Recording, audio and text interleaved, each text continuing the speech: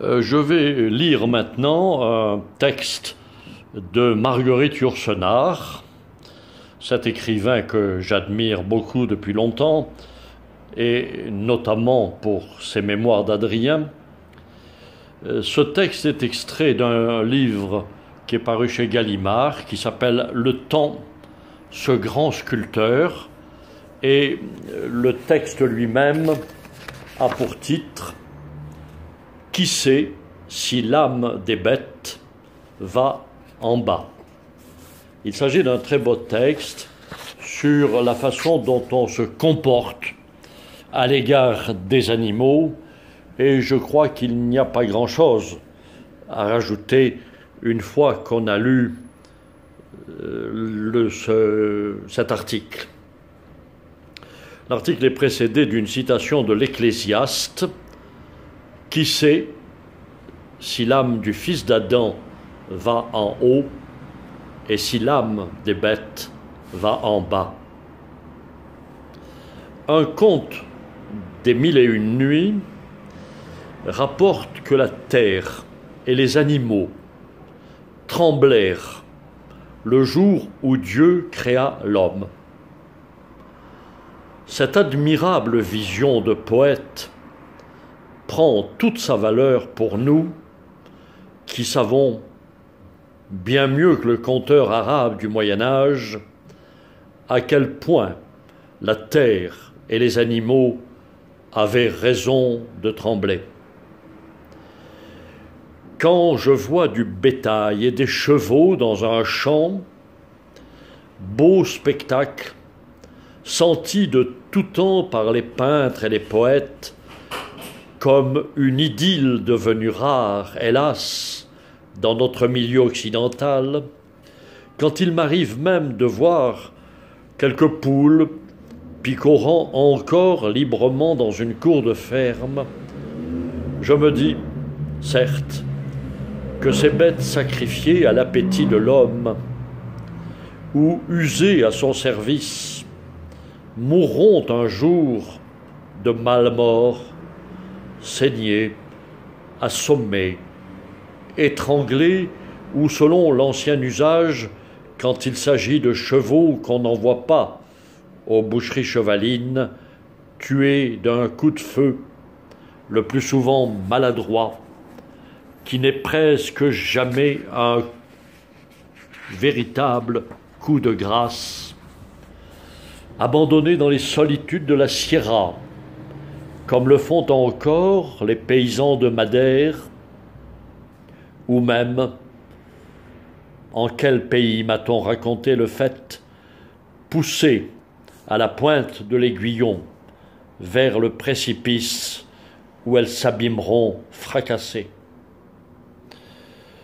Mais je me dis aussi qu'en ce moment, et peut-être pendant des mois et des années encore, ces bêtes auront vécu en plein air, en plein soleil ou en pleine nuit, maltraitées souvent, bien traitées parfois, parcourant à peu près normalement les cycles de leur existence animale, comme nous nous résignons à accomplir les cycles de notre propre vie.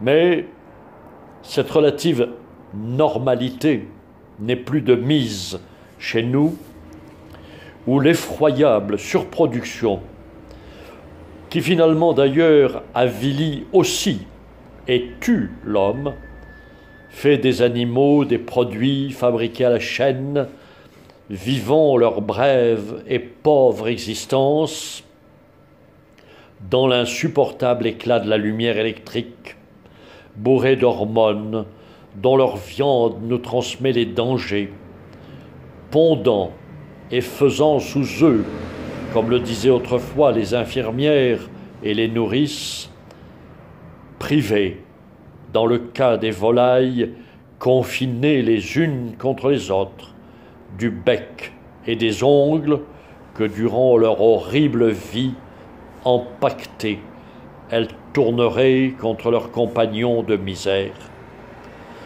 Ou encore, comme les beaux chevaux de la garde républicaine vieillis et cassés, envoyés agoniser parfois 2 ans dans une stalle de l'Institut Pasteur, avec pour seule diversion d'être saignés chaque jour, jusqu'à ce qu'enfin, vide de sang, ils s'effondrent, loques chevalines, victimes de nos progrès dans l'immunologie, et les hommes de la garde eux-mêmes s'écrient « Nous aimerions beaucoup mieux qu'on les envoie tout droit à la boucherie ». Et, certes, nous avons presque tous utilisé des sérums, tout en appelant de nos vœux l'époque où ce progrès médical passera de mode, comme tant d'autres ont passé. La plupart d'entre nous mangent de la viande, mais certains s'y refusent et songent, doucement ironiques, à tous les déchets de l'épouvante et de l'agonie, à toutes les cellules usées d'un cycle nutritif arrivé à sa fin, aboutissant aux mâchoires de ces dévorateurs de beefsteak. Ici, comme ailleurs, l'équilibre a été rompu. L'horrible matière première animale est un fait nouveau, comme la forêt anéantie pour fournir la pâte nécessaire à nos quotidiens et à nos hebdomadaires gonflés de réclames et de fausses nouvelles, comme nos océans où le poisson est sacrifié aux pétroliers. Pendant des millénaires, l'homme a considéré la bête comme sa chose, mais un étroit contact subsistait. Le cavalier aimait, tout en abusant sa monture. Le chasseur d'autrefois connaissait les modes de vie du gibier et aimait, à sa manière, les bêtes qu'il se faisait gloire d'abattre. Une sorte de familiarité se mêlait à l'horreur. La vache, envoyée chez le boucher une fois définitivement vide de lait, le cochon, saigné pour la fête de Noël, ont été d'abord les pauvres bêtes pour lesquelles on allait couper l'herbe ou dont on préparait le repas de déchets. Pour plus d'une fermière, la vache, contre laquelle elle s'appuyait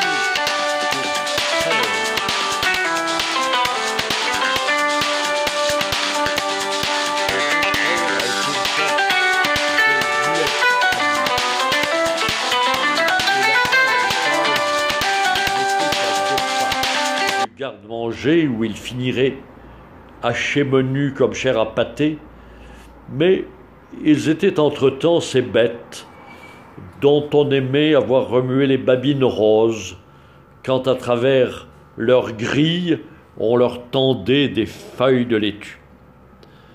Nous avons changé tout cela. Les enfants des villes n'ont jamais vu une vache ou un mouton. Or, on n'aime pas ceux dont on n'a jamais eu l'occasion de s'approcher ou qu'on n'a jamais caressé. Le cheval, pour un Parisien, n'est plus guère que cette bête mythologique, dopée et poussée au-delà de ses forces, sur laquelle on gagne un peu d'argent quand on a misé juste à l'occasion d'un grand prix. Débité en tranches soigneusement enveloppées de papier cristal dans un supermarché, ou conservée en boîte, la chair de l'animal cesse d'être sentie comme ayant été vivante. On en vient à se dire que nos étals de boucherie, où pendent à des crocs des quartiers de bêtes qui ont fini de saigner, si atroce, pour qui n'en a pas l'habitude, que certains de mes amis étrangers changent de trottoir, à Paris en les apercevant de loin, sont peut-être une bonne chose en tant que témoignage visible de la violence faite à l'animal par l'homme.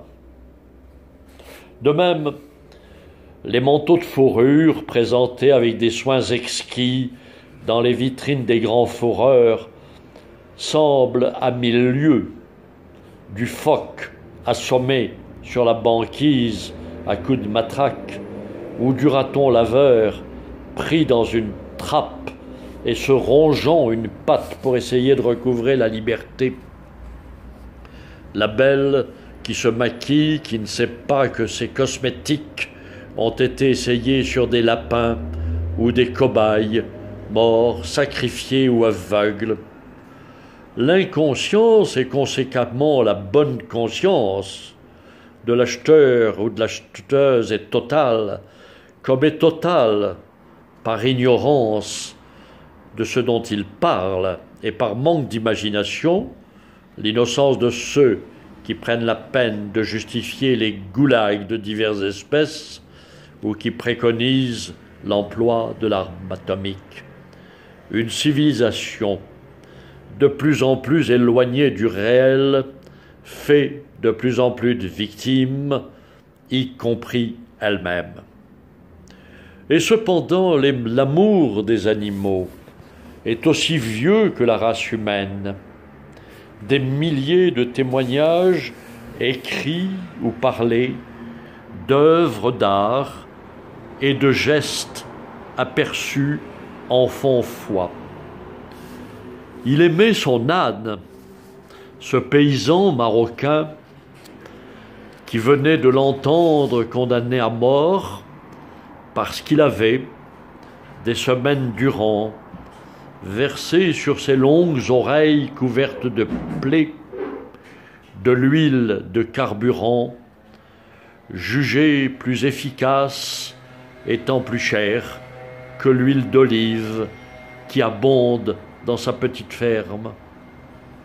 L'horrible nécrose des oreilles avait peu à peu pourri l'animal tout entier qui n'avait plus longtemps à vivre, mais continuerait jusqu'au bout sa tâche. L'homme étant trop pauvre pour consentir à le sacrifier. Il aimait son cheval, ce riche avare qui amenait à la consultation gratuite du vétérinaire européen la belle bête à robe grise, fierté des jours de fantasia, dont une nourriture mal choisie semblait avoir été le seul mal. Il aimait son chien, ce paysan portugais portant chaque matin dans ses bras son berger allemand à la hanche cassée pour l'avoir près de lui pendant sa longue journée de jardinier et le nourrir des restes de la cuisine. Ils aiment les oiseaux, ce vieux monsieur et cette vieille dame des maigres parcs parisiens nourrissant des pigeons et dont on se moque bien à tort puisqu'ils rentrent, grâce à ces battements d'ailes autour d'eux, en rapport avec l'univers. Il aimait les animaux, l'homme de l'Ecclésiaste, se demandant si l'âme des bêtes va en bas. Léonard, libérant des oiseaux prisonniers sur un marché de Florence, ou encore cette chinoise d'il y a 1000 ans, trouvant dans un coin de la cour une énorme cage contenant une centaine de moineaux, parce que son médecin recommandait qu'elle mangeât chaque jour une cervelle encore tiède. Elle ouvrit toutes grandes les portes de la cage. Que suis-je pour me préférer à tant de ces bestioles? Les options que nous avons sans cesse à prendre, d'autres les ont prises avant nous. Il semble qu'une des formidables causes de la souffrance animale, en Occident du moins, ait été l'injonction biblique de Jéhovah à Adam avant la faute, lui montrant le peuple des animaux, les lui faisant nommer et en l'en déclarant maître et seigneur. Cette scène mythique a toujours été interprétée par le chrétien et le juif orthodoxe comme une permission de mettre en coupe réglée ces millions d'espèces différentes des nôtres, l'infinie variété de la vie, et par leur organisation interne, leur pouvoir d'agir, de jouir et de souffrir, l'évidente unité de celle-ci. Et cependant, il eût été bien facile d'interpréter ce vieux mythe autrement. Cet Adam, encore intouché par la chute, aurait aussi bien pu se sentir promu au rang de protecteur, d'arbitre, de modérateur de la création tout entière, utilisant les dons qui lui avaient été faits en surplus ou différemment de ceux octroyés aux animaux pour parachever et maintenir le bel équilibre du monde dont Dieu l'avait fait non le tyran mais l'intendant. Le christianisme aurait insisté sur les sublimes légendes qui mêlent l'animal à l'homme, le bœuf et l'âne, échauffant l'enfant Jésus de leur souffle, le lion ensevelissant pieusement le corps des anachorètes, ou servant de bête de trait et de chien de garde à Saint Jérôme, les corbeaux nourrissant les pères du désert, et le chien de Saint Roch, son maître malade, le loup, les oiseaux et les poissons de Saint François, les bêtes des bois, cherchant protection auprès de Saint Blaise, la prière pour les animaux de Saint Basile de Saint-Zaré, ou le cerf, porteur de croix, qui convertit Saint Hubert, ou encore les saints d'Irlande et des Hébrides, ramenant sur le rivage et soignant des hérons blessés, protégeant les cerfs aux abois et mourant en fraternisant avec un cheval blanc. Il y avait dans le christianisme tous les éléments d'un folklore animal presque aussi riche que celui du bouddhisme, mais le sec dogmatisme et la priorité donnée à l'égoïsme humain l'ont emporté. Il semble que sur ce point, un mouvement supposé rationaliste et laïque, l'humanisme, au sens récent et abusif du mot, qui prétend n'accorder d'intérêt qu'aux réalisations humaines, hérite directement de ce christianisme appauvri auquel la connaissance et l'amour du reste des êtres ont été retirés. D'autre part, une théorie différente allait se mettre au service de ceux pour qui l'animal ne mérite aucune aide et se trouve démuni de la dignité qu'en principe du moins, et sur papier, nous accordons à chaque homme. En France, et dans tout pays influencé par la culture française, l'animal machine de Descartes est devenu un article de foi, d'autant plus facile à accepter qu'il favorisait l'exploitation et l'indifférence. Là aussi, on peut se demander si l'assertion de Descartes n'a pas été reçue au niveau le plus bas. L'animal-machine, certes, mais ni plus ni moins que l'homme lui-même n'est qu'une machine, machine à produire et à ordonnancer les actions, les pulsions et les réactions qui constituent les sensations de chaud et de froid, de faim et de satisfaction, digestives, les poussées sexuelles et aussi la douleur, la fatigue, la terreur, que les animaux éprouvent comme nous le faisons nous-mêmes. La bête est machine, l'homme aussi, et c'est en toute la crainte de blasphémer l'âme immortelle qui a empêché Descartes d'aller ouvertement plus loin dans cette hypothèse qui eût jeté les bases d'une physiologie et d'une zoologie authentique.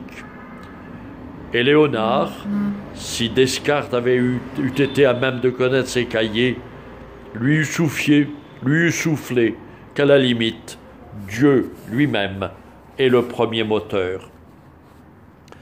J'ai évoqué un peu longuement le drame de l'animal et ses causes premières. Dans l'état présent de la question, à une époque où nos abus s'aggravent sur ce point comme sur tant d'autres, on peut se demander si une déclaration des droits de l'animal va être utile. Je l'accueille avec joie, mais déjà de bons esprits murmurent « Voici près de 200 ans qu'a été proclamée une déclaration des droits de l'homme. Qu'en est-il résulté ? Aucun temps n'a été plus concentrationnaire, plus porté aux destructions massives de vies humaines, plus prêt à dégrader jusque chez ses victimes elles-mêmes la notion d'humanité. Sied-il de promulguer en faveur de l'animal un autre document de ce type qui sera, tant que l'homme lui-même n'aura pas changé, aussi vain que la Déclaration des droits de l'homme? Je crois que oui. Je crois qu'il convient toujours de promulguer ou de réaffirmer les lois véritables qui n'en seront pas moins enfreintes, mais en laissant çà et là aux transgresseurs le sentiment d'avoir mal fait. Tu ne tueras pas. Toute l'histoire dont nous sommes si fiers est une perpétuelle infraction à cette loi. Tu ne feras pas souffrir les animaux, ou du moins tu ne les feras souffrir que le moins possible. Ils ont leurs droits et leur dignité comme toi-même, est assurément une admonestation bien modeste. Dans l'état actuel des esprits, elle est, hélas, quasi subversive. Soyons subversifs. Révoltons-nous contre l'ignorance, l'indifférence, la cruauté, qui d'ailleurs ne s'exerce si souvent contre l'homme que parce qu'elles se sont fait la main sur les bêtes. Rappelons-nous, puisqu'il faut toujours tout ramener à nous-mêmes, qu'il y aurait moins d'enfants martyrs s'il y avait moins d'animaux torturés, moins de wagons plombés amenant à la mort les victimes de quelconque dictature, si nous n'avions pas pris l'habitude de fourgons où des bêtes agonisent sans nourriture et sans eau en route vers l'abattoir, moins de gibiers humains descendus d'un coup de feu, si le goût et l'habitude de tuer n'étaient l'apanage des chasseurs. Et dans l'humble mesure du possible, changeons, c'est-à-dire améliorons, s'il se peut, la vie. 1981.